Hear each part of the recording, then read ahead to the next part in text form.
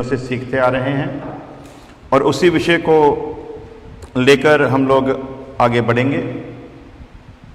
थोड़ा सा पिछला जो सीखा था उसके ऊपर भी गौर करेंगे और फिर आगे खुदा हमको क्या समझाना चाहता है वो देखेंगे। हालेलुया। सो प्रभु यीशु मसीह के नाम में हम लोग वेलकम करते हैं। बाइबल वीर के अजीज हैं, वो हमारे साथ आज संगति में हैं। खुदा उनको बहुत आशीष दे। सो आइए हम लोग देखते हैं कि हमने बपतिस्मा का अर्थ समझा था वचन में से कि बपतिस्मे का अर्थ जो है वो शरीर की मैल उतारना नहीं बल्कि शुद्ध विवेक से परमेश्वर के वश में हो जाना है। हालेलुया। बेशक बपतिस्मा एक हुक्म है जिसे हर विश्वासी को पूरा करना है। यदि हम इस हुक्म को पूरा नहीं करते तो प्रभु यीशु मसीह के साथ हमारा कोई भी रिश्ता नहीं। सो इसीलिए लिखा है जो विश्वास करे और बपतिस्मा ले उसी का उद्धार होगा। जो विश्वास करे और बपतिस्मा ले। बपतिस्मा के विषय में भी हमने सीखा था कि बपतिस्मे को कई तरह से वचन में बयान किया गया। जब इस्राएली मिस्र की गुलामी से निकले तो वो समुद्र में से निकले, ऊपर उनके बादल था और पतरस ने लिखा कि उन्होंने समुद्र के बीच बादल के नीचे बपतिस्मा लिया। सो उस बपतिस्मे को मूसा का बपतिस्मा कहा गया, जबकि मूसा का नहीं, परंतु हम एकदम से समझ सके वो वाकया कब हुआ था, किसके समय में हुआ था, इसलिए वो लिखा गया मूसा का बपतिस्मा। फिर यूहन्ना आया। यूहन्ना ने, प्रभु यीशु मसीह भी उस समय धरती पर थे और यूहन्ना की सेवकाई चल रही थी। उस वक्त यूहन्ना जो बपतिस्मा देता था उस बपतिस्मे को भी यूहन्ना का बपतिस्मा कहकर बताया गया, परंतु असल में यूहन्ना का बपतिस्मा नहीं, हुक्म तो खुदा की ओर से ही था। यूहन्ना तो सिर्फ देने वाला था, लेकिन पहचान के लिए यूहन्ना का बपतिस्मा कहा गया। लेकिन हमारे कुछ अजीज यीशु मसीह के नाम के बपतिस्मे के ऊपर अड़ जाते हैं कि नहीं, वहाँ पर मूसा का लिखा, वहाँ पर यूहन्ना का लिखा, लेकिन यहाँ पर यीशु मसीह के नाम में है, यहाँ पर यीशु का नहीं लिखा। तो ये के नाम में और का वही चक्र है जिसके बारे में संत पौलुस ने कहा कि शब्दों के रगड़े झगड़े में मत पड़ो, वरना तुम असली प्रकाशन को गवा जाओगे।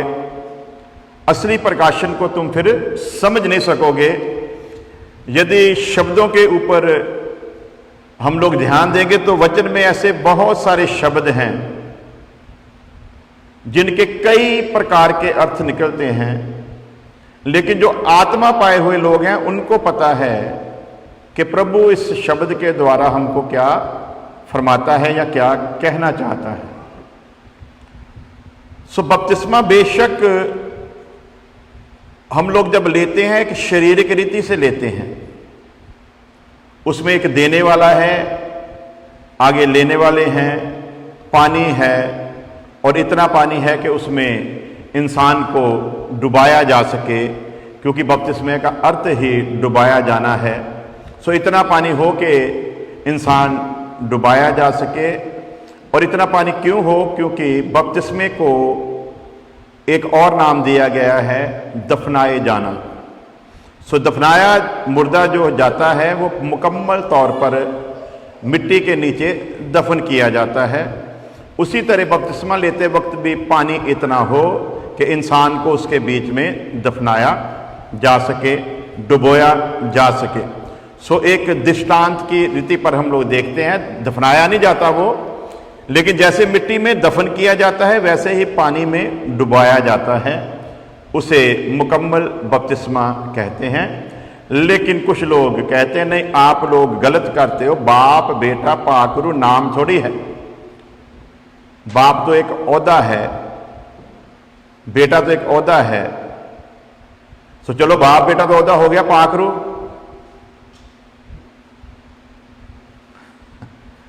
बाप बेटा तो ओहदा हो गया, तो पाखरू को फिर कहां लेकर जाओगे? उसको भी बता दो, फिर पाखरू भी नाम ने ओहदा है, जबकि वचन में लिखा परमेश्वर को समझाने के लिए। परमेश्वर क्या है? प्रभु यीशु मसीह ने कहा परमेश्वर आत्मा है और उसके सच्चे आराधक आत्मा और सच्चाई से उसकी इबादत करेंगे। तो बाप मान लेते नाम नहीं, बेटा मान लेते नाम नहीं, लेकिन पाखरू के बारे में भी फिर बताओ ना कि पाखरू को फिर किस लिहाज से आप लोग लेंगे।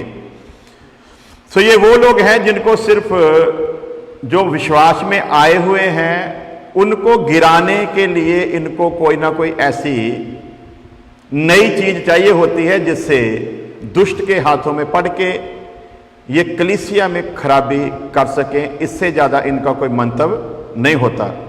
और ये पहचान क्या है? ये कभी भी गैर मसीही लोगों में नहीं जाएंगे। इनसे पूछो कि जो मसीह को नहीं जानते थे उनमें से कितने लोगों को आपने प्रभु यीशु मसीह का संदेश पहुंचाया है? कितने लोग आपके द्वारा प्रभु यीशु मसीह के पास आए, उन्होंने कबूल किया है? तो मेरे ख्याल से इनके लिए बताना मुश्किल होगा। ये हमेशा जो मसीह को कबूल कर चुके हैं, जो तौबा कर चुके हैं, जिन्होंने अपना जीवन दे दिया मसीह को, ये हमेशा उन्हीं के पास जाते हैं। ये निशानी है, ये झूठे उपदेशकों की, झूठे नबियों की निशानी है। ये निशानी है कि ये जो जान चुके हैं उन्हीं के पास जाएंगे, ताकि शैतान के हाथों में पड़ के किसी तरह उनको उनकी दौड़ से वंचित किया जा सके, उनको रोका जा सके। इनकी यही कोशिश होती है। लेकिन असल में जो बपतिस्मे का अर्थ है वो सारे का सारा आत्मिक है। यदि आत्मिक रीति से हमने उस काम को पूरा किया है तो परमेश्वर के हजूर हमारा बपतिस्मा कबूल है। यदि आत्मिक रीति से हमने पूरा नहीं किया तो फिर यदि हम कहें कि वो बपतिस्मा है, मान लीजिए कि हम लोग ही हैं यहां पर, हमने प्रभु यीशु मसीह के हुक्म को मानते हुए, जैसा लिखा है मत्ती की अंजील उसका 28 अध्याय की लास्ट आयतों में हम लोग पढ़ते हैं कि दुनिया में जाओ, कौमों को शागिर्द बनाओ, उन्हें बाप, बेटे और पाखरू के नाम से बपतिस्मा दो। हम लोगों ने उस वचन के अनुसार बाप, बेटे, पाखरू के नाम से बपतिस्मा लिया। तो हम सोचते हैं कि हमने सही रीति पूरा किया है। लेकिन यदि खाली हमने बपतिस्मा लिया परंतु प्रभु के अनुसार जो वचन हमको कहता है उस अनुसार यदि हम जीवन नहीं जी रहे तो वो बपतिस्मा नहीं है।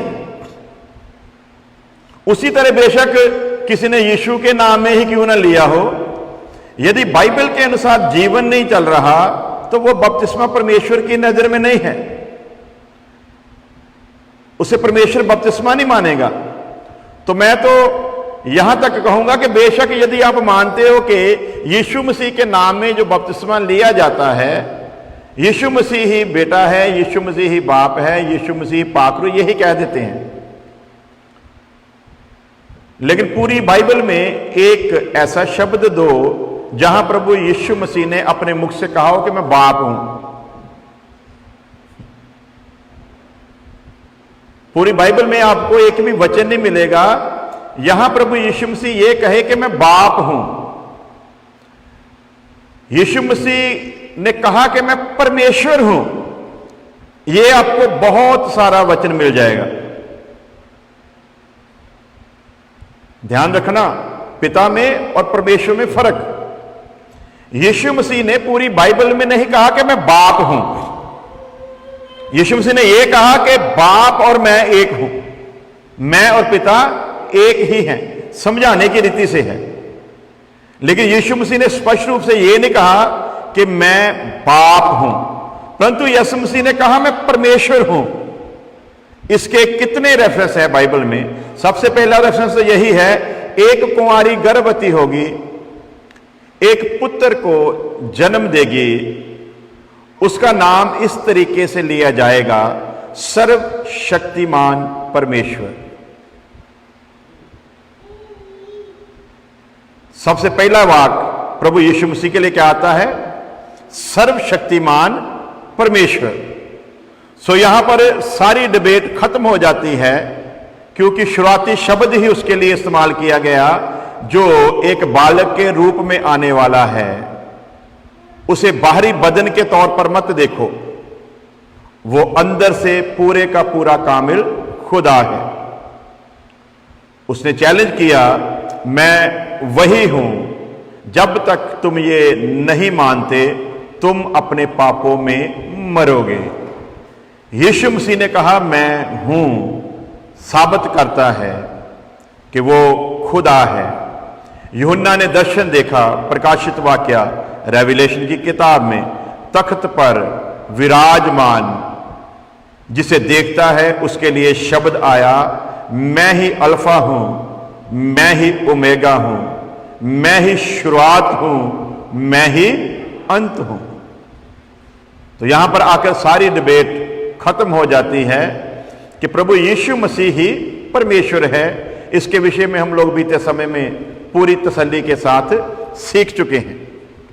लेकिन यीशु मसीह ने यह नहीं कहा कि मैं पिता हूं, उसने कहा मैं परमेश्वर हूं। तो यहां पर जो शब्द आता है बपतिस्मे को लेकर, वहां पर शब्द ये नहीं आया, जाओ कौमों को शागिर्द बनाओ, उन्हें परमेश्वर, यीशु मसीह और पवित्र आत्मा के नाम से बपतिस्मा दो ना। वहां पर शब्द आया बाप, बेटे और पाकरू के नाम में। तो इनका कहना है कि जब पाकरू आया तो पाकरू ने वचन की गहराइयों को शागिर्दों को समझाया। शागिर्दों को समझ आ गया कि वो दृष्टांत की रीति पर कही गई बात थी जो प्रभु यीशु मसीह ने बाप, बेटे, पाकरू के नाम से कही थी। तो पाकरू ने समझा दिया है, बाप, बेटे, पाकरू का नाम यीशु मसीह है। तो इसका भी पूरी बाइबल में, जैसे ये लोग कहते थे कि साफ साफ लिखा हुआ दिखाओ, तो इसका भी जवाब पूरी बाइबल में नहीं है कि बाप, बेटे और पाकरू का नाम यीशु मसीह है। बाप और बेटे और पाकरू का नाम मैं जो हूं सो हूं। बाप और बेटे और पाकरू का नाम यहोवा है। यहोवा जिसके नाम का अर्थ है मैं जो हूं सो हूं। ये बार बार बातें रिपीट इसलिए करवाते हैं कि आपके जेन में घुस जाए, ताकि आप इन बातों को बारीकी से समझ सको। बाप, बेटे, पाकरू का नाम यीशु मसीह है, पूरी बाइबल में स्पष्ट रूप से कोई सिद्ध नहीं कर सकता। लेकिन बाप, बेटे, पाकरू का नाम यहोवा है, ये बार बार वचन हमको बताता है। सो यदि बाप, बेटे, पाकरू के नाम में जो बपतिस्मा लेना है, यदि फिर उस पर डिबेट हो, तो वो तो फिर ये है कि हमको यहोवा के नाम से लेना चाहिए।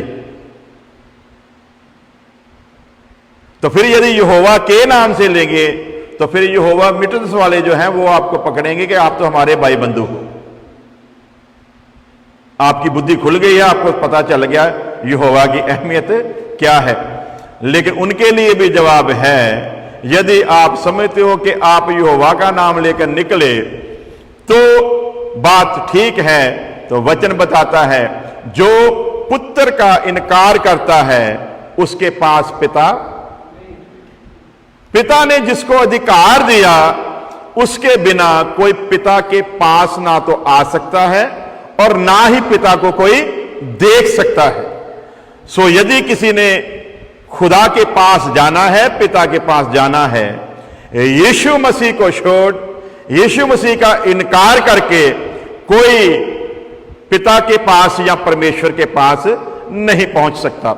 सो ध्यान रखें, वचन की बारीकियों को समझना है। ये वो लोग हैं जिनको सिर्फ तोड़ना मरोड़ना आता है, इससे ज्यादा इनकी दौड़ और कुछ भी नहीं है। एक वचन पढ़ लेते हैं, उसके साथ साथ फिर आगे बढ़ते हैं।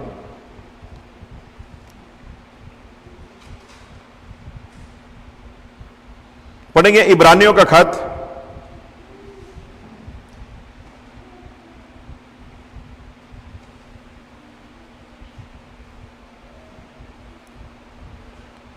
उसका इब्रानियों का खत उसका 13 अध्याय उसकी 11 आयत से हम लोग पढ़े, और सॉरी, पहला क्रंथियों 13 अध्याय उसकी 11 आयत से।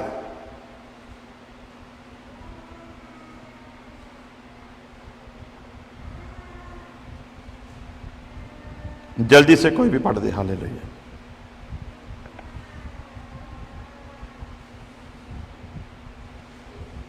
पहला क्रंथियों का खत 11 अध्याय उसकी 13 आयत। हाँ जी,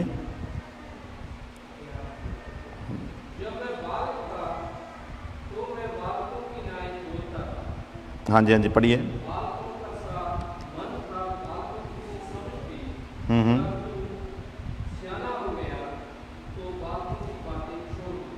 अब क्या हो गया जी? सियाना हो गया, अब बालकों की बातें छोड़ दी। आगे पढ़ेंगे।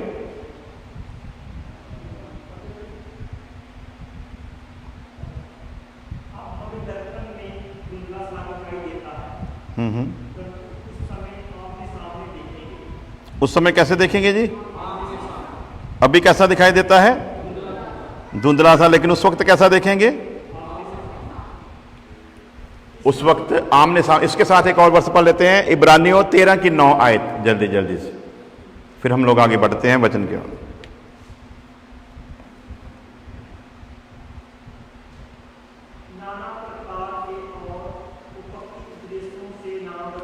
पंजाबी च पढ़ो जी।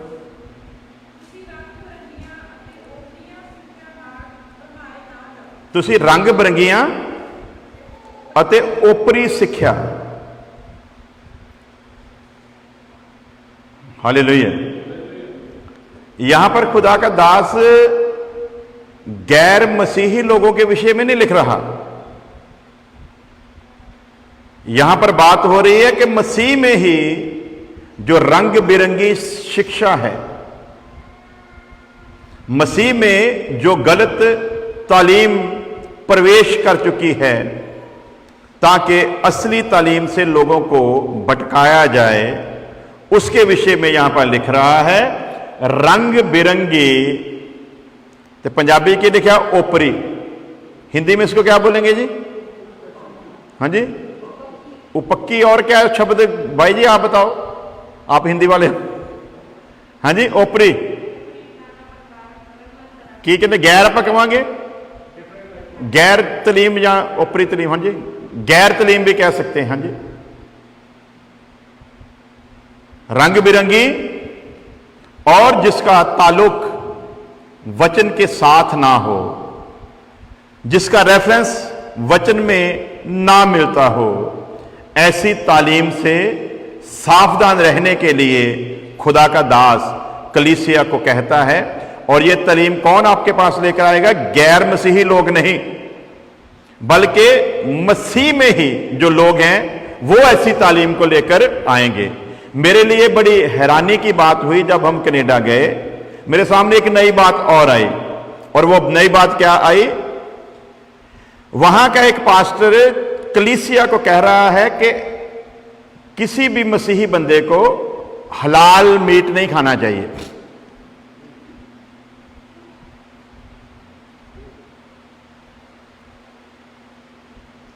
ठीक है जी, मसीही लोगों को हलाल मीट नहीं खाना चाहिए। मेरे लिए बड़ी हैरानी की बात थी। कौन सा रेफरेंस लिया होगा? कौन से वचन में से इसने कहा होगा?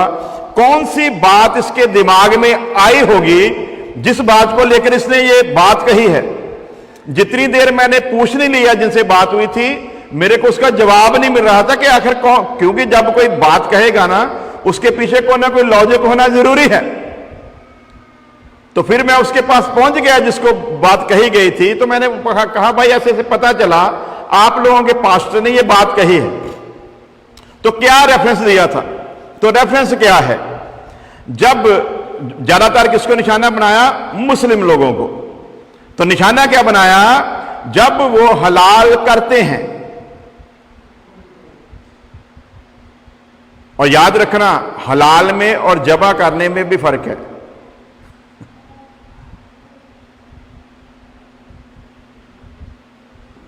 हलाल में और जबा करने में भी फर्क है। जो मीट हम लोग लेकर आते हैं ये हलाल होता है, जबा नहीं किया होता, क्योंकि हजारों मेमने काटे जाते हैं, तो हजारों मेमनों के ऊपर एक एक करके कलमा नहीं पढ़ा जा सकता।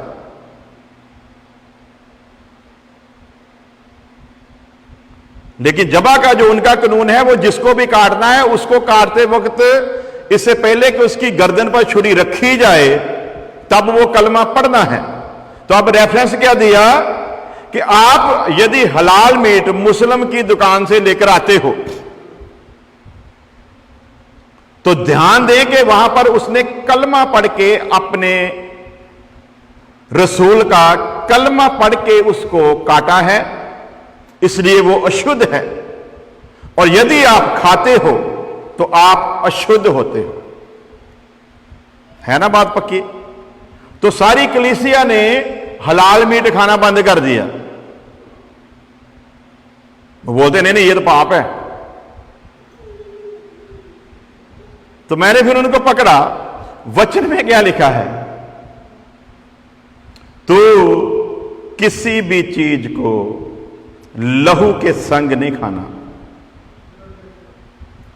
किसी भी चीज को लहू के संग नहीं खाना। और जब परमेश्वर ने कहा तो इंसान के पास तो सवाल होना ही था कि लहू के संग नहीं खाने का अर्थ क्या है? वचन बताता है लहू में जान है। लहू में क्या है? जान है। इसलिए तू किसी भी चीज को लहू के संग नहीं खाना, क्योंकि उसमें उसकी जान है। यहां तक कि ये लिखा कि तू किसी मेमने को जो अभी मां का दूध पीता हो उसको भी तू नहीं उबालना, क्योंकि वो अभी इस लायक नहीं है। और तू मांस को लहू के संग भी नहीं उबालना। और आप लोगों को पता होगा कि जूइश लोग जो हैं आज भी यदि वो मांस खाते हैं तो कम से कम 4 घंटे तक वो किसी भी दूध से बनी हुई चीज का इस्तेमाल नहीं करते। कारण है। तो जब मुझको ये बात पता चली तो मैंने पूछा, तो बात सामने क्या आई? कलमा पढ़ा जाता है इसलिए उनके लिए वो हलाल है, लेकिन हमारे लिए क्या हो गया? हराम हो गया। तो मैंने फिर उसको बोला, आज से कभी भी किसी भी दुकान से कुछ मत लेकर आना। यदि तुम्हारे सेवक ने सिर्फ एक कलमे को लेकर हलाल मीट खाने से मना किया है, फिर तुम किसी भी गैर मसीही दुकान से कुछ भी लाकर नहीं खा सकते। क्योंकि यदि तुम हिंदू की दुकान से लाते हो तो हिंदू की आस्था है सुबह उठते ही वो अपने देवता के आगे धूप जलाता है और सारी दुकान में धूप को घुमाता है, फिर वो अपनी दुकानदारी शुरू करता है। इसलिए इस तालीम के मुताबिक जो आपका सेवक सिखा रहा है कि हलाल इसलिए नहीं खाना क्योंकि उसके ऊपर कलमा पड़ा है, तो फिर कोई मसीही आदमी किसी भी दुकान से कोई भी चीज खरीद कर खा ही नहीं सकता, क्योंकि उसके लिए सारी की सारी हराम है।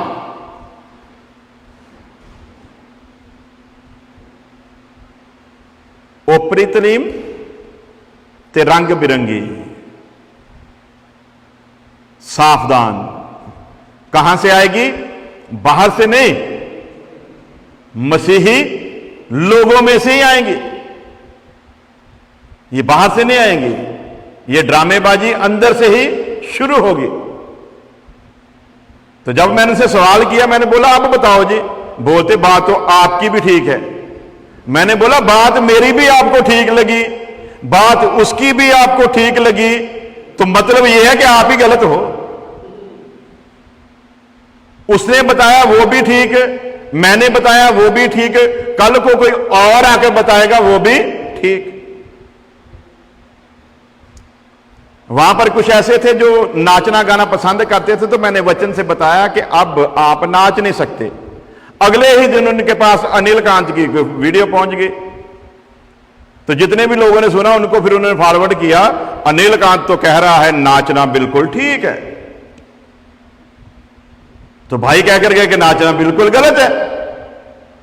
तो ये देखो वो भी रेफरेंस दे रहा है तो वो तो रेफरेंस देगा क्योंकि उसकी दुकान ही नचनियों के ऊपर टिकी हुई है।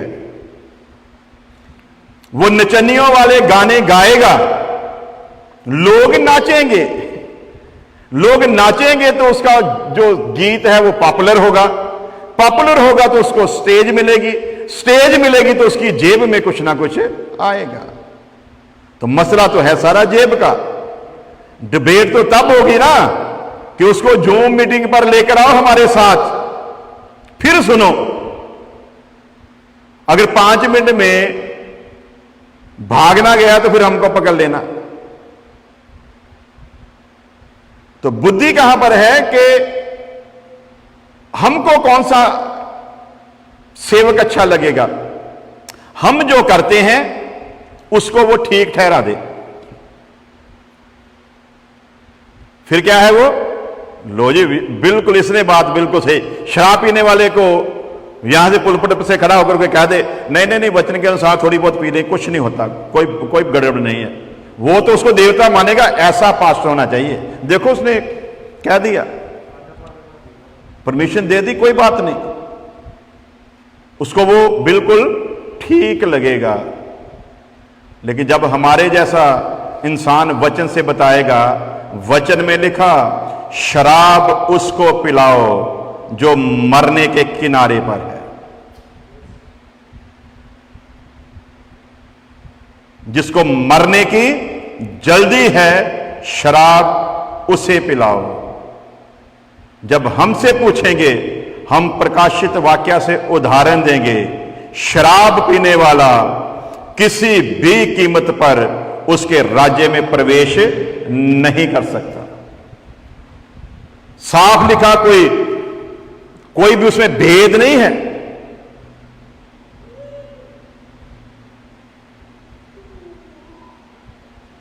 तो मैं बहुत बार बोलता हूं, आप किसी चीज के गुलाम हो, साफ मान लो कि मेरी ये आदत है, छूट नहीं रही, तो शायद परमेश्वर का कभी रहम हो जाए।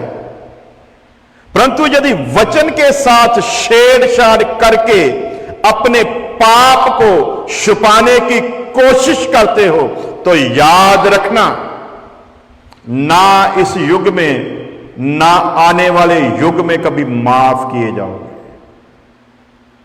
गंदी आदत किसी में भी किसी प्रकार की भी हो सकती है। कह दो कि मुझसे छूटती नहीं, लेकिन वचन की आड़ लेकर अपने पाप को छुपाने की कोशिश कभी मत करें, क्योंकि खुदा न्यायी है, वचन के अनुसार न्याय करेगा। जिसके ऊपर खुदा का नशा चढ़ गया, यदि फिर भी उसे इस दुनिया के नशे की जरूरत है, तो सीधी सीधी बात है, वो अभी उसके रंग में रंगा ही, वो उसके रंग में रंगा ही नहीं है, इसलिए उसे दुनिया के नशे के सहारे की जरूरत है। लेकिन जो रंग गया, उसके लिए अब कोई नशा कुछ भी महत्वता नहीं रखता। सो रंग बिरंगी तालीम से, ऊपरी तालीम से, गैर मसीही तालीम से बचो, वचन में यह साफ करके लिखा है। सो प्यारे अजीजों, इतनी उदाहरणें, इतने एग्जाम्पल देने के पीछे का कारण क्या है? कारण सिर्फ इतना है कि वचन में ही लिख कर दिया, अंत समय में इस वचन के साथ बहुत बड़े पैमाने पर छेड़छाड़ करने वाले आएंगे। और वार्निंग क्या दी गई? ये बाहर से नहीं होंगे, ये वही होंगे जो कहेंगे हमने भी तौबा की है, हमने भी बपतिस्मा लिया है, हमने भी पाक रूप पाया है, हम भी अन्य भाषा बोलते हैं, हमारे द्वारा भी अचंभे मौजजे काम होते हैं। ये वही लोग होंगे जो बड़े पैमाने पर तालीम को बिगाड़ने के लिए आएंगे। ये शाहकोट नकोदर की तरफ एक सिलेंडर मट्टू करके है। 3 दिन पहले मैं वीडियो देख रहा, वीडियो को देखकर शर्म आती है। गवाहियां क्या हो रही हैं? एक बेटी आ रही है, हां बेटी तुम्हारे लिए प्रार्थना की थी, कितना कद तुम्हारा बढ़ गया? 1 इंच, आधा इंच, 1.5 इंच। तो मैंने नीचे कमेंट करके बोला वहां पर कोई जूते वाला नहीं है कि बाहर ही उतार के आए हो।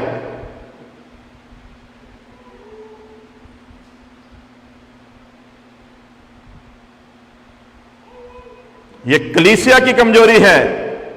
यदि आप वचन पढ़ते हो तो कोई आपके साथ वचन के साथ ऐसा खिलवाड़ कर कैसे जाए?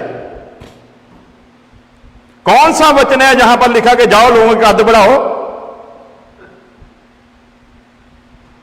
क्या यीशु मसीह ने सलीब पर कुर्बानी हमारे कद को बढ़ाने के लिए दी थी? तो कैसा तमाशा आ गया मसीहत में।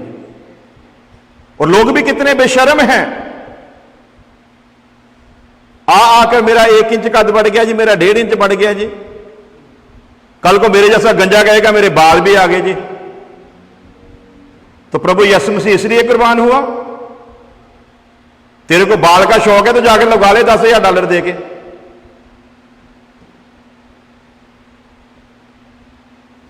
तो अब आप वचन से मुझको बताओ, यदि यीशु मसीह के वचन के अनुसार यदि ये ठीक है तो जक्कई को दरख्त पर चढ़ने की जरूरत है? जक्कई को दरख्त पर चढ़ने की जरूरत नहीं थी। यदि गंजे के बाल आ सकते हैं तो फिर अलीशा गंजा ना होता। तो ये कौन सी तालीम लेकर आ गए हो भाई बाइबल में? सर्वज्ञानी परमेश्वर वहां से गुजर रहा है प्रभु यीशु मसीह के रूप में। जक्कई उसे देखना चाहता है, नाटे कद की वजह से देख नहीं पा रहा। प्रभु को पता है कोई मुझको देखने की कोशिश कर रहा है। प्रभु इस बात से अनजान नहीं है। यदि वो नथानिएल को कह सकता है जब तू दरख्त के नीचे बैठा था ना मैं तुझे देख रहा था, तो क्या जक्की को नहीं देख रहा? जक्की को भी देख रहा है। तो प्रभु को तो चाहिए था उसका कद दानव जितना कर देता। जक्की तेरे को इतनी टेंशन लेने की जरूरत नहीं, तूने मुझको देखना है ना, चल तेरा कद आज 20 फुट कर देता हूं। वहां तो खुद है करने वाला, आज तो उसके नाम से कर रहे हो। लेकिन प्रभु यीशु मसीह ने ऐसा कुछ भी नहीं किया, बल्कि जितना उसका कद था उतना ही रहने दिया। और प्रभु खुद चल के उस दरख्त के नीचे गया और कहा जक्की नीचे आ जा, तू मुझे सिर्फ देखना चाहता था, मैं तेरे साथ टाइम स्पेंड करूंगा, मैं तेरे घर में जाऊंगा। उसके घर में जाकर उसको आशीष देकर भी प्रभु यीशु मसीह ने उससे यह नहीं कहा जक्की मांग ले आज जो कुछ मांगना है, तू चाहे, तेरे कद ने आज तुझे मुझे देखने नहीं दिया, आज तू मांग ले, तेरा कद दुनिया के सारे लोगों से मैं ऊंचा कर देता हूं। लेकिन जक्की के घर में जाकर प्रभु ने असली बात कही, आज इस घर में नजात आई है। हालेलुया। आज इस घर में नजात आई है। हम निकले हैं खुदा के वचन को लेकर ताकि दुनिया नजात पाए। हमको ठहराया है खुदा ने इसलिए कि दुनिया के पास नजात का पैगाम पहुंचाया जाए।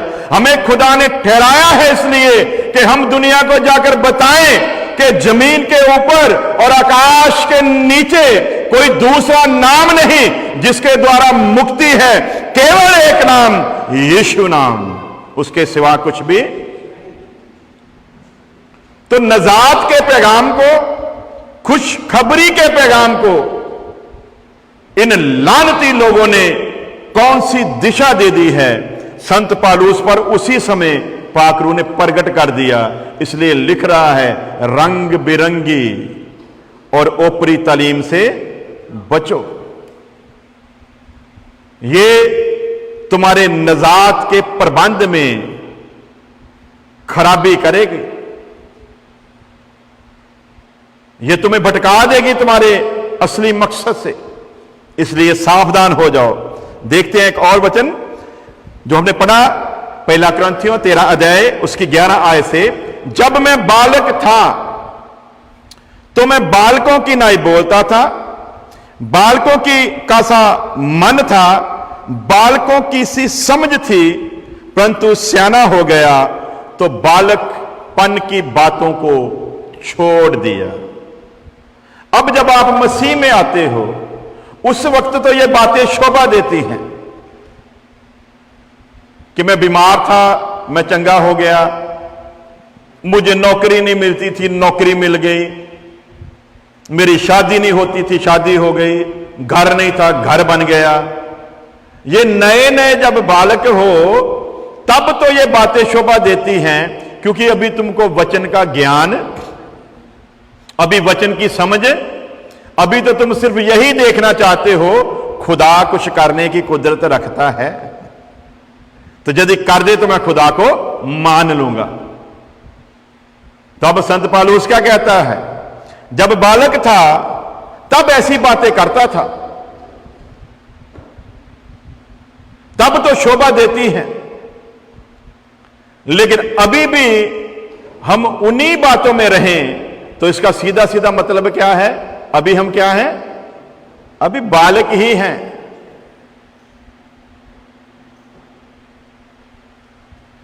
तो यदि बालक हैं तो फिर असली वचन के ज्ञान से अनजान हैं, असली वचन की अभी समझ नहीं है। सो बोलता है कि तो बालकों की नाई बोलता था, तो बालक जब बोलना शुरू करता है तो साफ साफ ही बोलता जी, तोतला होता है। क्या होता है जी? और सबसे हैरानी की बात क्या है, बालक तो तोतला है, हम भी उसके संग तोतले हो जाते हैं। क्या करते हैं जी? बालक के संग हम भी तोतले हो जाते हैं, सीधे सीधे शब्द हमारे मुंह से भी निकलते क्यों? हम बालक के साथ उसके जैसी हरकत इसलिए नहीं करते कि अभी भी हम बालक हैं, बल्कि हम सियाने हो चुके हैं और हमें पता है हम भी इसी स्थिति में से होकर निकले हैं। इसलिए हम उसके संग इस तरीके से बर्ताव इसलिए नहीं करते कि हम भी बालक हो जाना चाहते हैं, बल्कि इसलिए करते हैं कि उसके जैसे होकर हमें उसको अपने जैसा। और आज अफसोस है सेवकों के ऊपर कि ऐसे बालकों के संग वो खुद भी बालक ही बने रहते हैं और उनको अपने जैसा करने की बजाय खुद को उनके सांचे में ढाल देते हैं ताकि उनको खुश रख सके।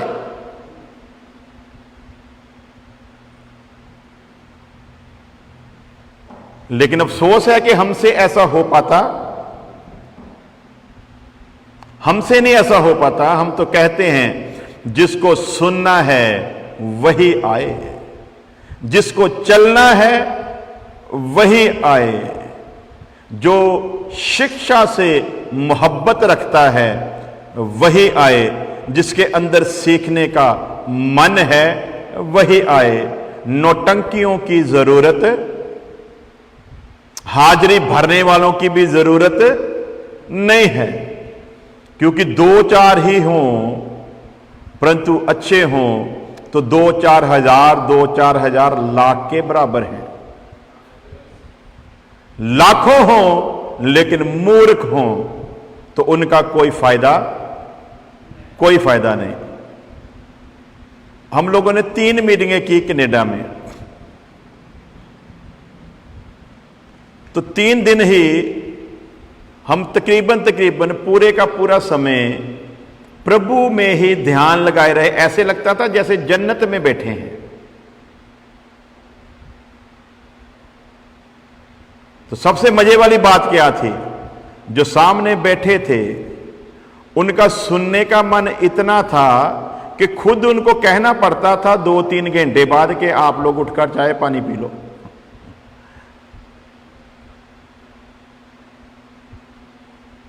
तो वचन सुनाने का भी मजा वहां पर आता है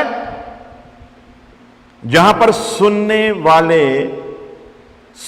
वाला मन लेकर बैठे हो। ऐसा ना हो कि सेवक सुना रहा हो और हमारा बार बार ध्यान जाए टाइम कितना हो गया है, कब बंद करेगा, कब जान छोड़ेगा, कब हम यहां से निकलेंगे। तो यदि ऐसा मन लेकर आए हो तो ध्यान रखना, वचन में लिख कर दिया प्रभु मनों को जांचने वाला खुदा है। आप किस नीयत से बैठे हो, आप पर रहम भी आपकी उसी नीयत के अनुसार होगा। आपके लिए अनाउंसमेंट भी उसी नीयत के अनुसार होगी। मार्था जैसी सोच लेकर बैठे हो तो मार्था जैसी आपको डांट पड़ेगी। मरियम जैसी सोच लेकर बैठे हो तो आपको आशीष मिलेगी और प्रभु आपके नाम को ऊंचा हुआ करते हुए कहेगा, मरियम ने वो हिस्सा चुन लिया जो उससे कभी छीना नहीं जाए।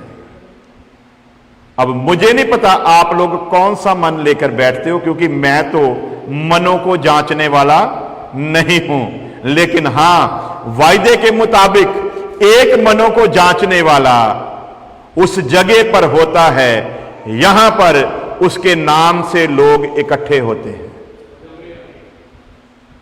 हालेलुया। तो वहां पर ऐसा माहौल था, तो मन नहीं कर रहा था कि उस माहौल को छोड़कर वापस आए।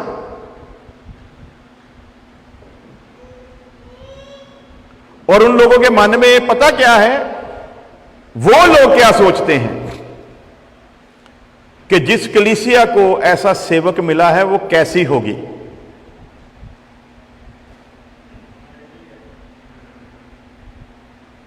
उनके मन में क्या है, जिस कलीसिया को ऐसा सेवक मिला वो कलीसिया कितनी ज्ञानवान होगी, वो कितनी प्रकाश वाली होगी, उनके पास कितनी नॉलेज होगी। तो ये इतनी प्रतापवान है, अगले हफ्ते मैं पूछूंगा कि पिछले हफ्ते क्या सुनाया था।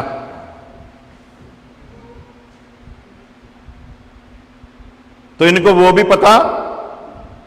तो ये सिद्ध क्या करता है, ये बात ये सिद्ध करती है जब आप प्रभु की हजूरी में आते हो, आप सुनने वाला मन लेकर नहीं बैठते। यदि सुनने वाला मन लेकर बैठे हो तो वचन में लिखा है, खुदा के दास ने साफ करके कहा, मैंने तेरे वचन को अपने मन में बसा लिया है ताकि मैं तेरा पाप। यदि तो वो मन लेकर बैठे हो तो फिर सीधा वचन जो है वो आपके मन के भीतर घुसेगा, और जो वचन मन के भीतर घुस गया वो आपको दलेरी देगा, वो आपको सामर्थ्य देगा, वो आपकी बंद बुद्धि को खोलेगा, वो वचन आपको आनंद से भर देगा। बेशक आपके घर में खाने के लिए 2 टुकड़ा रोटी का भी ना हो, परंतु यदि आपने मन लगाकर परमेश्वर के वचन को सुना, आप अपनी भूख को भी भूल जाओगे और कभी भी गलती से सेवक के पास आकर यह प्रार्थना करवाने के लिए नहीं आओगे कि ऐ खुदा के बंदे हमारे घर में रोटी नहीं, दुआ करके खुदा रोटी दे दे। बल्कि जिसके मन में वचन घुस गया वो तो यह प्रार्थना करवाने के लिए आएगा कि खुदा के बंदे हमारे लिए प्रार्थना कर, ऐसे हालात में भी खुदा हमको दिलेरी दे ताकि हम अपने खुदा को प्रसन्न कर सकें।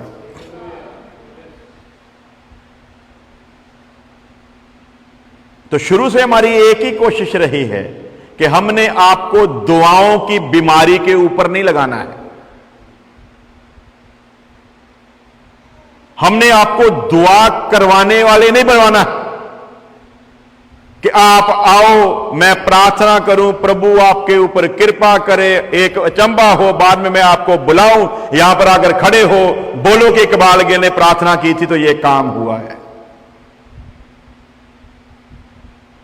बल्कि मैं ये चाहता हूं, आप यदि कभी प्रार्थना करो तो यहां पर यदि आपका मन करे कुछ बोलने का, तो ये बोलो, हमने पिछले हफ्ते जो वचन सुना था उस वचन को अपने दिल में जगह दी, हमने किसी के साथ वचन को शेयर किया, अपनी जिंदगी का तजर्बा, अपनी जिंदगी के बदले हुए रंग को दिखाया, और इन चीजों को देखकर उस बंदे ने मसीह यीशु पर ईमान लाया।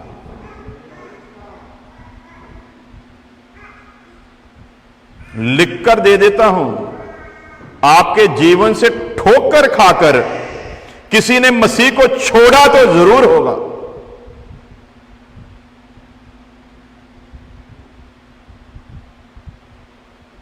लंबे समय से जानते हैं हम लोग एक दूसरे को।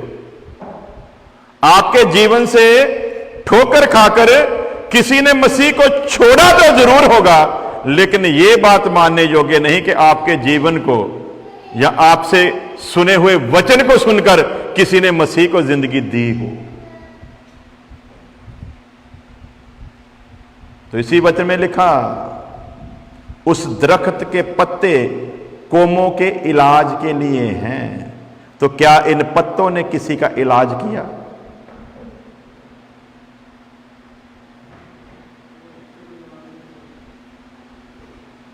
इन्हां दे पत्तियां नूं आप इलाज की जरूरत है। इन्हां ते कुछ छिड़काव करना पैना पहला। ये जिहड़े सुक्के सुक्के आ ना, ये हरे हो जाने पहला।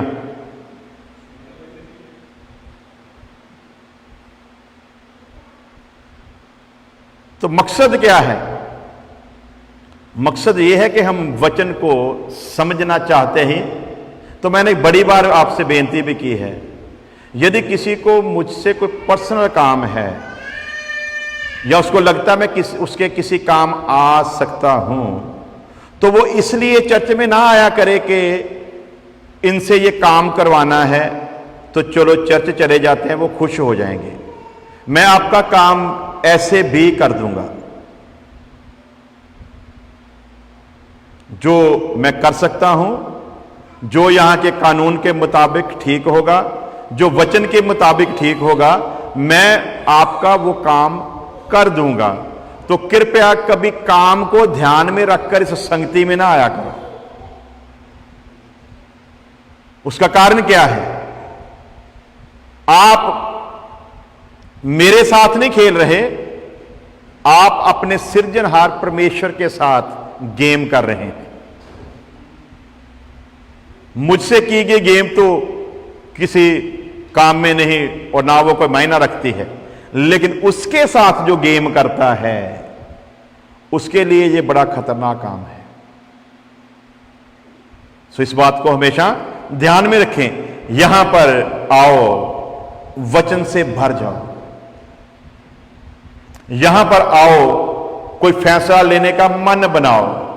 मैंने बहुत बार कहा, हम में से परफेक्ट कोई नहीं, हम में से कामिल कोई भी नहीं, मैं भी नहीं। मुझ में भी बहुत गलतियां हैं, मैं भी गलतियां करता हूं, लेकिन आप में और मुझ में फर्क क्या है? मैं हर गलती से सबक लेता हूं, और मुझे नहीं पता कि आपका जीवन कैसा है। गलतियां मैं भी करता हूं, लेकिन जैसे ही पाकरू मुझे बताता है ये काम तुझे शोभा नहीं देता, मैं उसी वक्त घुटने टेकता हूं और माफी मांगता हूं और कहता हूं, खुदावंद ये काम अब दोबारा नहीं करूंगा। मुझे आपका नहीं पता कि आप ऐसे फैसले लेते हो कि नहीं लेते।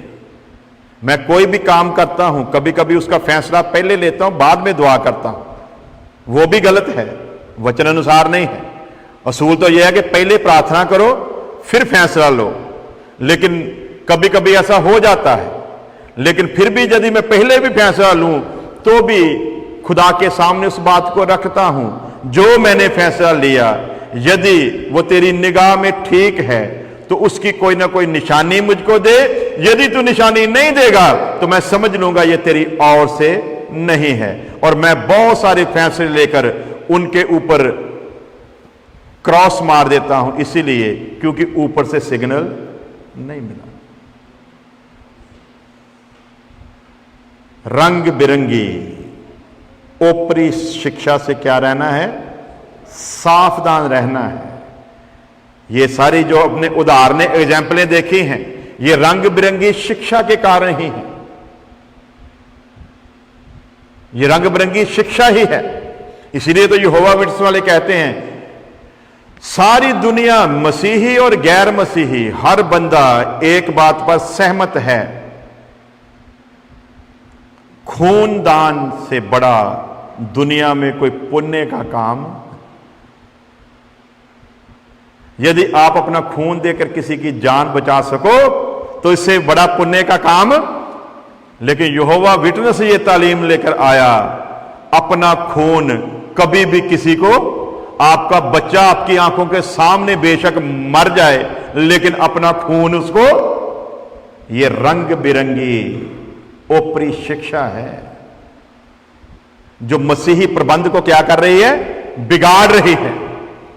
ये सारी चीजों का आपके पास ज्ञान हो और उसके मुताबिक आपका ध्यान हो और वचन के अनुसार आप उसका जवाब दे सको, इस तरीके से अपने आप को तैयार करना है। सो बपतिस्मे का अर्थ मैल उतारना नहीं, सिर्फ पानी में डूबना नहीं, सिर्फ पानी में दफन होना नहीं, बल्कि शुद्ध विवेक से परमेश्वर के वश में हो जाना। जो शुद्ध विवेक से परमेश्वर के वश में हो गया है, परमेश्वर असल में उसको बपतिस्मा पाया हुआ समझता है। उदाहरण मैंने बहुत बार दिया, आज फिर दूंगा कि उसने कहा कि मुझे तुम्हारी खलड़ी की सुन्नत नहीं चाहिए, लेकिन क्या यहूदियों ने बंद कर दिया आज तक? क्यों? उनके साथ नेम ही उस चीज का बांधा हुआ है, वो आज भी उसी नेम के मुताबिक जी रहे हैं।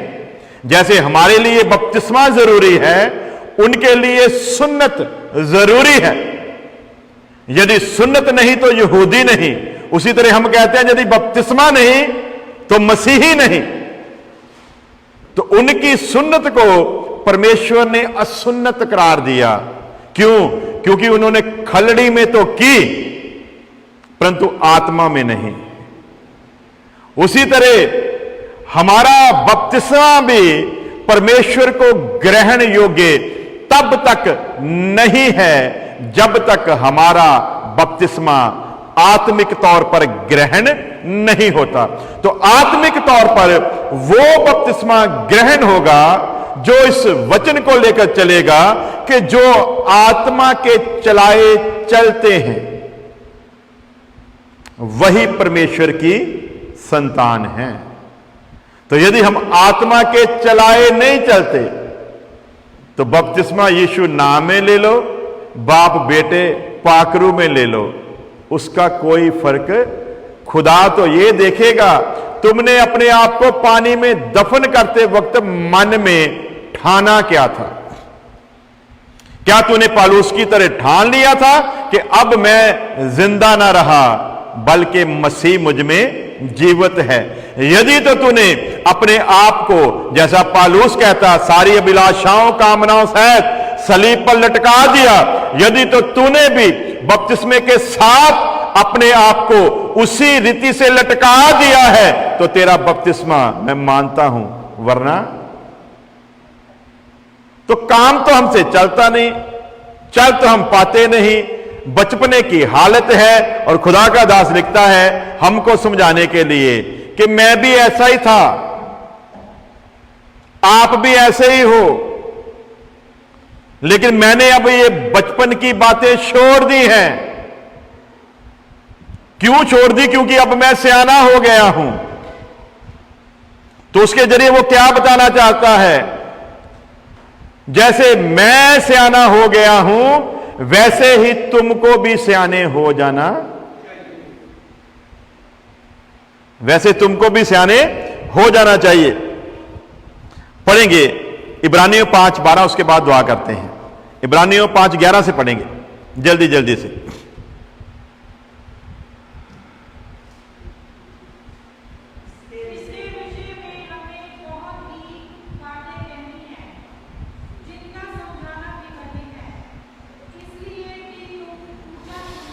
इसलिए कि तुम क्या करते हो?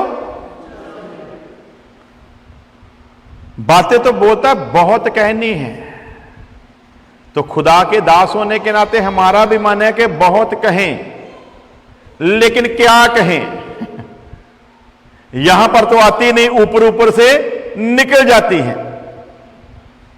तो बोलता बातें तो बहुत कहनी है, और बातें ऐसी भी हैं जिनका समझना क्या है? कठिन है। और कठिन किस लिए है? क्योंकि तुम ऊंचा सुनने लगे हो। तुमको जो गलत तालीम लेकर आता है उसको तो तुम बड़ी खुशी से सहार लेते हो। हालेलुया। नचना टपना गाना, कंधा दे उत्ते पंजां दे निशान लाने, ऐसी कोई बात कोई कह दे ये तो कल्चर से रिलेटेड है जी, कोई बात नहीं किया करो, तो आपको क्या लगेगी? हाँ जी, सेरा बांधकर घोड़ी पर चढ़ जाया करो जैसे गैर कौमें चढ़ती हैं, तो आपको क्या लगेगा? आपको तो अच्छा लगेगा। जब मेरे जैसा कहेगा संसार के सदर्श ना बनो, अपनी बुद्धि के नए हो जाने के कारण और स्वरूप में बदलते जाओ, तो बुरा लगेगा।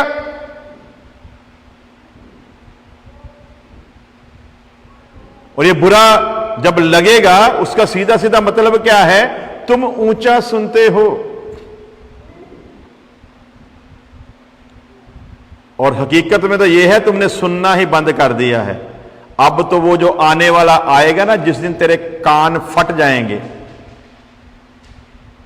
जिस दिन सुनने लायक भी नहीं रहेगा, उस दिन तू पछताएगा, काश मैंने तब सुना होता तो आज मैं बच जाता।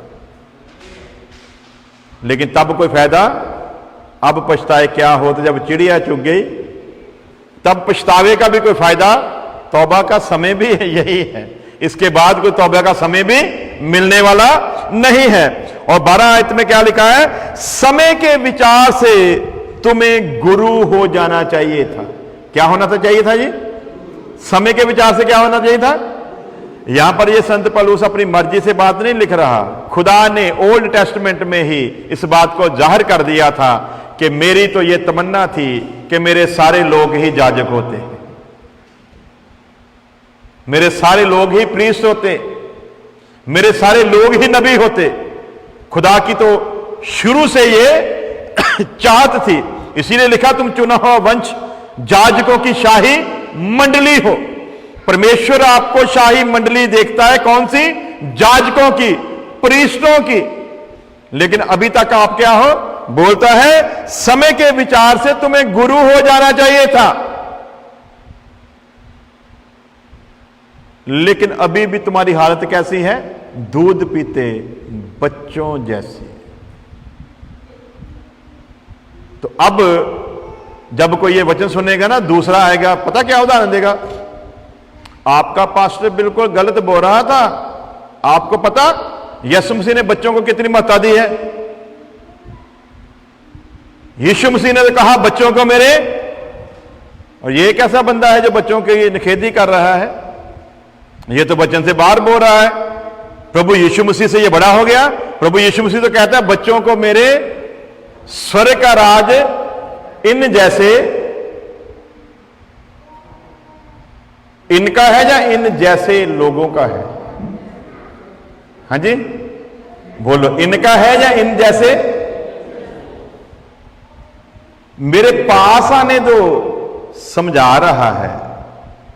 अगली बात क्या कह रहा है? स्वर्ग का राज्य इन जैसों का है।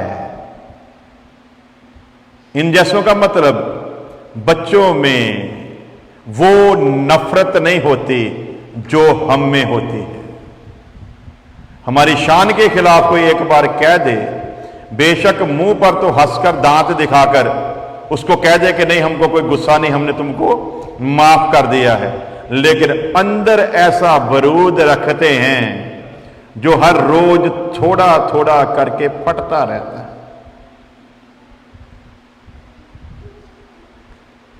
तो क्या वचन में लिखा है? बच्चों को मेरे पास आने दो, क्योंकि स्वर्ग का राज इन जैसों का है, यानी कि स्वभाव से कैसे, बच्चों जैसे, लेकिन ज्ञान में मुकम्मल तौर पर पूरी शिक्षा पाए हुए। चलना कैसे, बच्चों की तरह, लेकिन ज्ञान में कैसे, वह बालक बढ़ता गया, ज्ञान में भरपूर होकर जोर पकड़ता गया, और प्रभु का आत्मा उस पर था, उसका अनुग्रह उस पर था। जो बालक बढ़ेगा उसकी पहचान है, वो ज्ञान में जोर पकड़ता जाएगा। स्वभाव से बालक, लेकिन ज्ञान में बालक, तो हम उल्टा कर देते हैं, क्योंकि वचन का ध्यान, इसीलिए तो वो लिख रहा है, समय के लिहाज से क्या होना चाहिए था तुमको, बोलो क्या होना चाहिए था जी, समय के लिहाज से क्या होना चाहिए था, समय के लिहाज से क्या होना चाहिए था, लेकिन तुम क्या हो भी, समय के लिहाज से अब तुमको सिखाना चाहिए था, लेकिन तुम कहां पर खड़े हो, अभी तक तुम वैसे ही हो जैसे एक बच्चा अपनी मां की गोद में होता है। अभी तक तुमको सहारे की जरूरत है कि कोई तुम्हारी उंगली पकड़कर तुमको चलना सिखाए। और ये सारा क्यों है प्यारे अजीजों, रंग बिरंगी शिक्षा, ओपरी शिक्षा से सावधान, वचन को पढ़ना शुरू करो, ताकि जब भी कोई सेवक वचन सुनाए एकदम से आपका ध्यान वचन के ऊपर जाए, जो ये कह रहा है वचन के मुताबिक ये कितना ठीक है। जैसे मैंने नाटे कद की उदाहरण दी कि नाटे कद को अगर आज कोई सेवक लंबा करके दावा कर रहा है तो वो झूठा नबी है। किसी गंजे के सिर पर बाल आ रहे हैं और वो गवाही दे रहा है कि प्रार्थना के द्वारा आ गए, वो क्या है, झूठा। मवी लोने 10-12 हज़ार डॉलर खर्चा ज्यादा है। अगर कलीसिया किसी ध्यान आवे तो बेशक वो ये मेहरबानी कर सकते हैं, ये जो क्या इन्हों सीरियस नहीं लेना। सो क्या बोलते हैं, अगर कोई कहता है कि प्रार्थना के द्वारा मेरे बाल आ गए, तो क्या है, झूठा है। अगर कोई कद बड़ा होने का दावा करता है, क्या है, झूठा है। इसी तरह जब भी कोई बात करे, एकदम से वचन आपके सामने आकर खड़ा हो, वचन तभी आएगा आपके सामने जब आप खुद वचन को पढ़ते हो। तो हमारा तो वचन को पढ़ने का स्टाइल भी, जैसे मैंने दुआ के बारे में बताया था, बासियां भरी हुई दुआ, हाँ जी, और वो भी अपने लिए। तो वैसे ही क्या करते हैं, हमने पक्का ढाना हुआ ना, सुबह उठना है, 1 मिनट 2 मिनट 5 मिनट प्रार्थना करनी है। और कई तो बेचारे अभी तक सिर्फ वही करते हैं, ऐ हमारे बाप तू जो आसमान पे है तेरा नाम पा। वो कहना मैं आसमान ते ही पुत, तू इत्थे रह। ये इदा ही करी चली, ये फर्क कदे खत्म नहीं होना। मैं आसमान ते ही हां, तेरे कहन दे नाल निगा। तो कई तो यही करके काम खत्म कर देते हैं कि हमने अपनी रूटीन काम जो क्या कर लिया, पूरा कर लिया है। कई इससे थोड़ा आगे बढ़ गए हैं, वो काम धंधे के लिए, सुख शांति के लिए प्रार्थना करते हैं, निकल जाते हैं। और कई प्रार्थना के साथ क्या करते हैं कि पहले एक आयत पढ़ेंगे, आयत ऑफ द डे है जी वो निकालेंगे, पढ़ेंगे, उसके ऊपर आमीन, फिर दुआ करेंगे।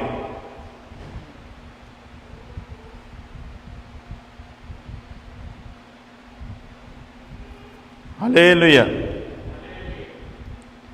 पाशहरी बड़ी बढ़िया शब्द इस्तेमाल करके गए सीगे। ये बाइबल जो है ना, ये खुदा की ओर से आपके नाम लिखा हुआ लव लेटर है। क्या है, लव लेटर है। और जब कोई प्रेमी प्रेमिका को या प्रेमिका प्रेमी को लिखती है, तो रोटी पानी सब भूलकर ध्यान किधर होता है, मुझे अपने प्रेमी का खत पढ़ना। आजकल तो चलो पोस्ट ऑफिस से खत्म हो गया ना, काम खत्म हो गया, तो आज ये शुरू हो गया है चैटिंग का काम है ना। चैटिंग नहीं, चीटिंग होती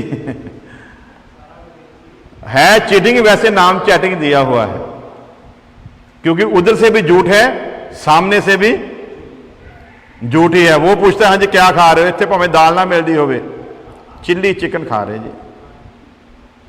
वो बोलता है फोटो भेज दो, तो फोटो भी अंदर ही होती पहले ही, वो भी भेज दी जाती है। तो खुदा का लिखा हुआ लव लेटर है, तो यदि उसके साथ लव है, जिसकी परिभाषा ही स्कूलों में क्या लिखते थे हम लोग, लव इज गॉड, लेकिन वचन क्या बताता है, गॉड इज लव। सही शब्द क्या है, गॉड, परमेश्वर प्रेम है।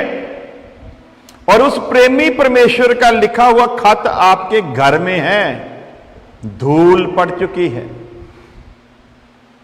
लेकिन आपके पास पढ़ने का समय, तो ये प्रेमी तो पता नहीं इसको कि इसने भेजा है किसी को खत, तो उसने पढ़ा है कि नहीं, लेकिन उस प्रेमी की आंखें पताल की गहराइयों तक देखने की कुदरत रखती हैं।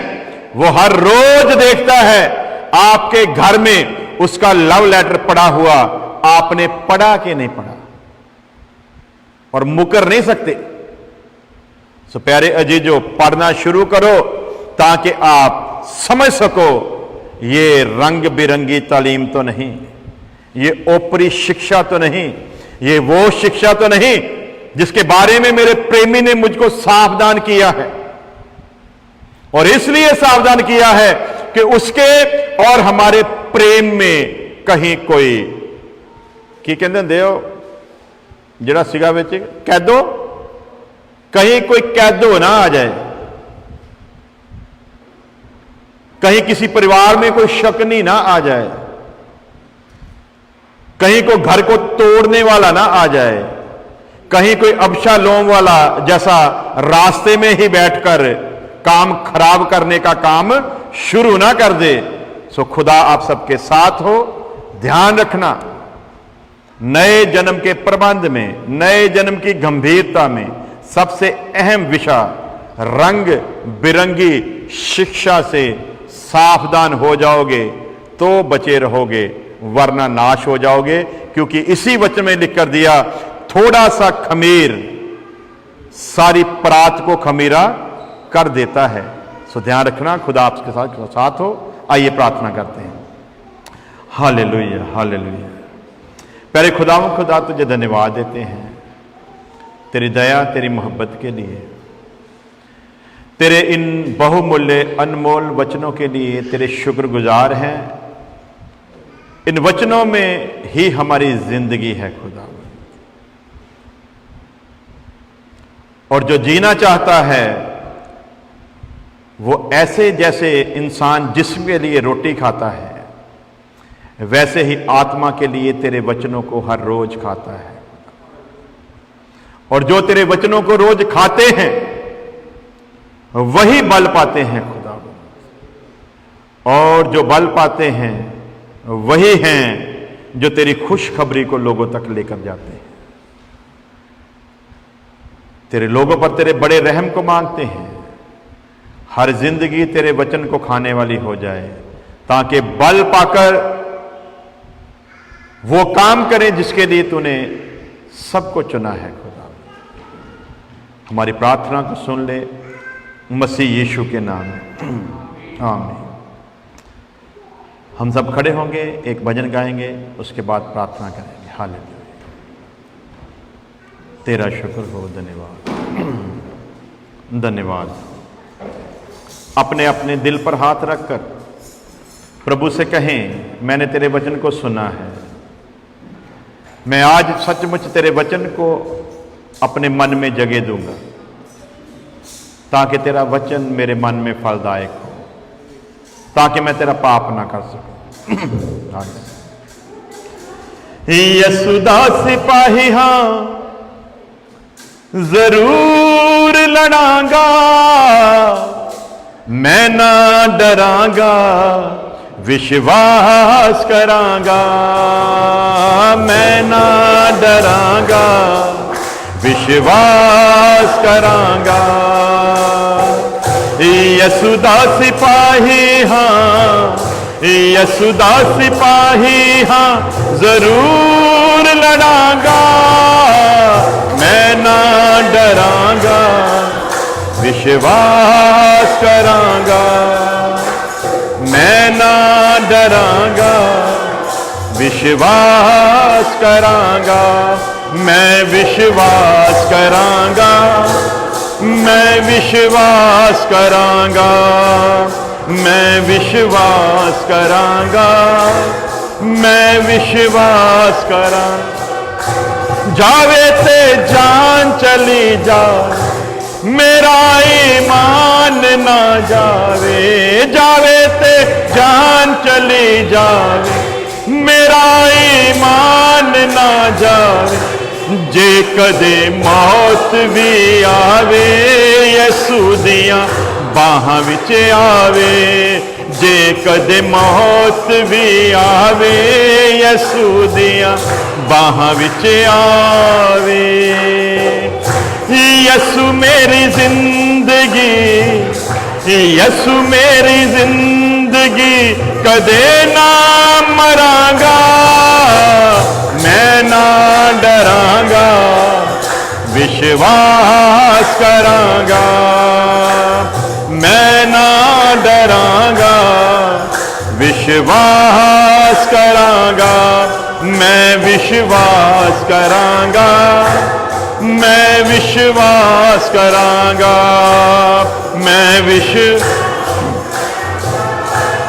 मैं विश्वास करांगा।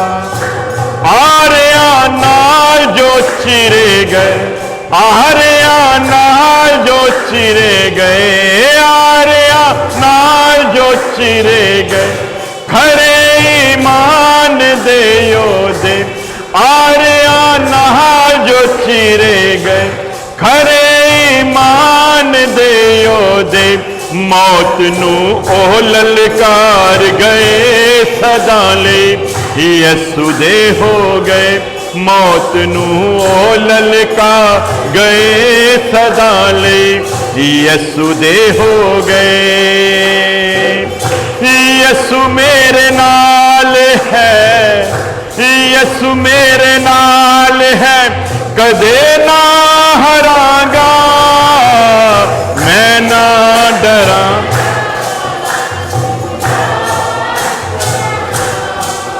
हो मैं ना डरांगा, विश्वास करांगा, मैं विश्वास करांगा, मैं विश्वास करांगा, मैं विश्वास करांगा, मैं विश्वास करांगा।